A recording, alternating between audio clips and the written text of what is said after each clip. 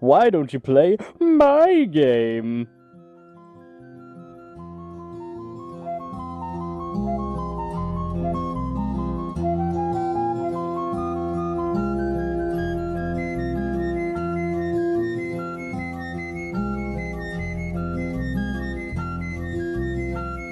The store page is now up, and you can wishlist it now.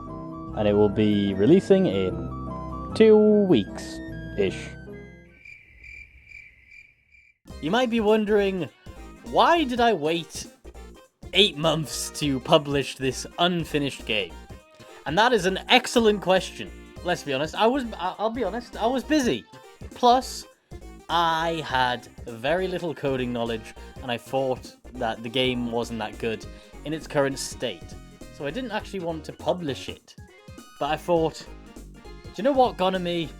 You worked so hard on figuring out how to do Godot and uploading it to Steam and then paying that 80 quid payment to Steam to get it up on the store. You might as well do something with it.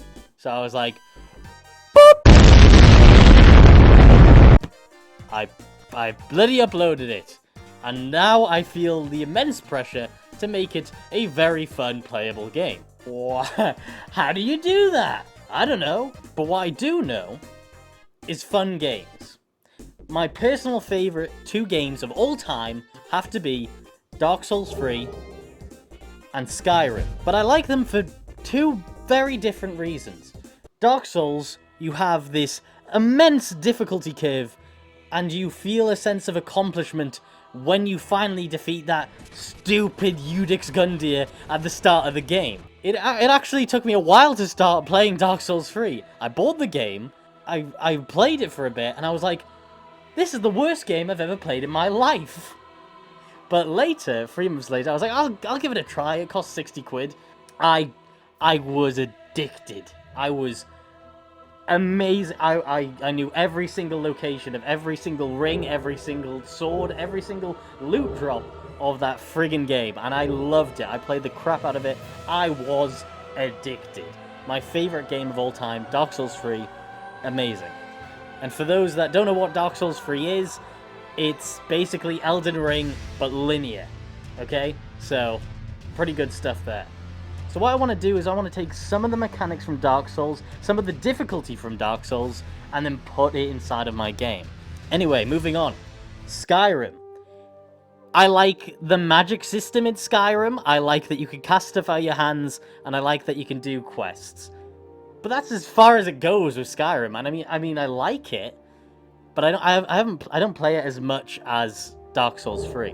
So we're gonna take heavy inspiration from Dark Souls 3, and just little bits from Skyrim. So I set out on starting to make my game. I launched the game. Day 2. The game in its current state, all you could do really is jump up the tower and then go to the next level. So I thought, how do I make this fun? How do I make a player want to get to the top and then finish the game? So I added a speedrun timer. More or less a placeholder thing, just so that people could, you know, play it and see what time they get. And it was great. Here's the here's the YouTube video of this 13-year-old explaining it to me. So you want to make a speedrun timer like this. As you see, I can just move around. If I die, it still stays there. And if I switch the scene, it saves. Amazing video. Go check it out. It's great. So this was a good addition for the 3 people that play this game religiously. I see you on Steamworks. Anyway, so that's all I did for day 1. I wanted to start off slow because I haven't touched GD script in a while. So I didn't want to break the game I already made. That is very unsubtle foreshadowing, by the way.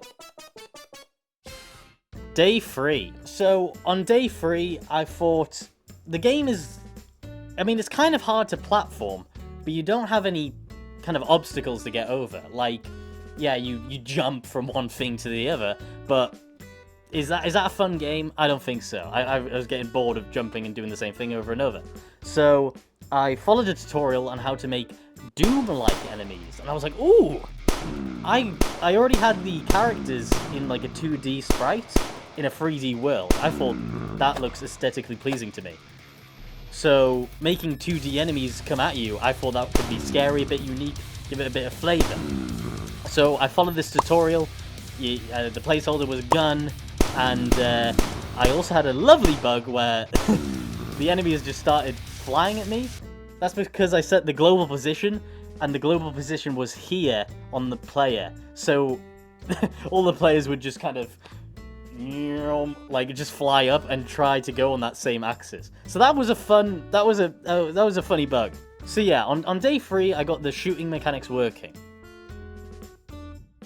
On day 4, I didn't like the fact that there was a gun in my game. It's supposed to be kind of this medievally kind of dark fantasy world. That's what I want to craft. So a gun really just wasn't doing it for me. So I decided, okay, I really want him to like shoot fireballs out of his hands at some point. So I was like, okay, how am I going to do that? I don't know how to draw.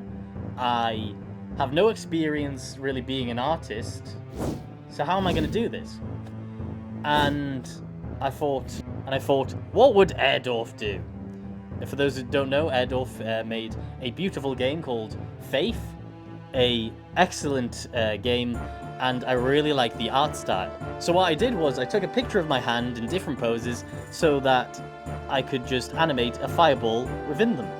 Which, genius, it looks amazing. It looks, for the purposes of right now, it looks fantastic, and I'm really happy with the way that came out. So bam, we already got a fireball working in like 4 days. How awesome is that? On day 5, I wanted to look at quality of life. I mean, I was doing quality of life before. Crash got stuck on a fence and he was like, yeah, this doesn't look like it's supposed to happen. I was like, you're absolutely right, so do you know how I fixed it? So I just turned off collision for every single fence that was inside of the game, and that seemed to fix it. I'm sure there's lots of other bugs I haven't found yet, but I'm only one guy, and I have 1,000,001 things to do. Also on day 5, I made a little thank you to all my patrons. It'll randomly select a name every so often. So thank you very much, Fabia, and thank you very much, Bambolina. And also thank you very much, Commander-in-Chief, because I absolutely did not plan... I did not consider that a name could be that long. Day 6.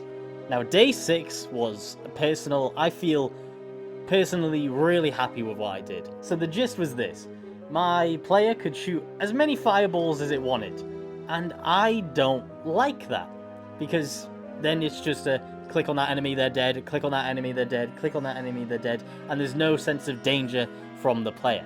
So I wanted a mana system in order for the player to feel like they have to conserve their mana and choose whether or not to shoot that fireball or save the mana for a different spell.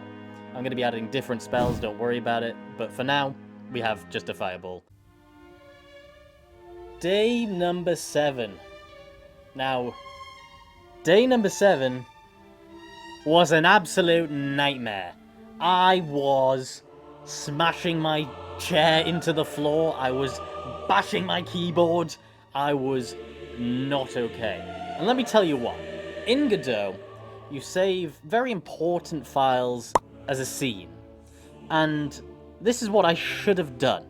So in this canvas layer, I put all of the lovely code that manages the shooting, the shoot animations, the shoot particles, the fireball travel animation, literally everything. The mana regen, mana timer, everything that handles shooting. And shooting in this case is casting fireballs. And I was testing this new inventory system out. And I thought it was working well until I had this little bug. When I opened up the inventory menu, the cursor would not come back on screen. It would just kind of skits out and just flicker everywhere. I was like, oh, that's fine, I'll probably be able to fix it. So I was looking to see what was conflicting with it. I thought maybe the canvas layer is getting in the way of something. So I deleted it from my scene. And that's when I knew I made the biggest fucking mistake in game dev.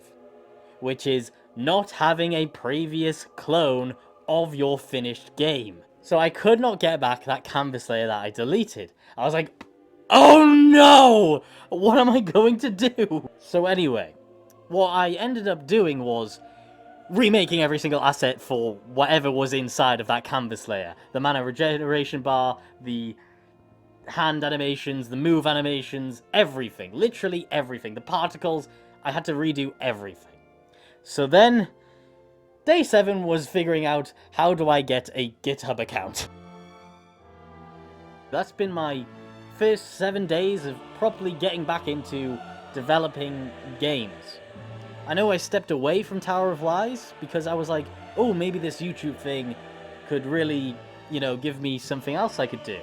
And it did, but clearly the content that I enjoy to watch is not the content I enjoy to make. But hopefully this new chapter in my YouTube journey and my game development journey will be looked upon favorably. Anyway, I'd like to say a very special thank you to Fabia and Bambolina. Thank you all for being so supportive of me.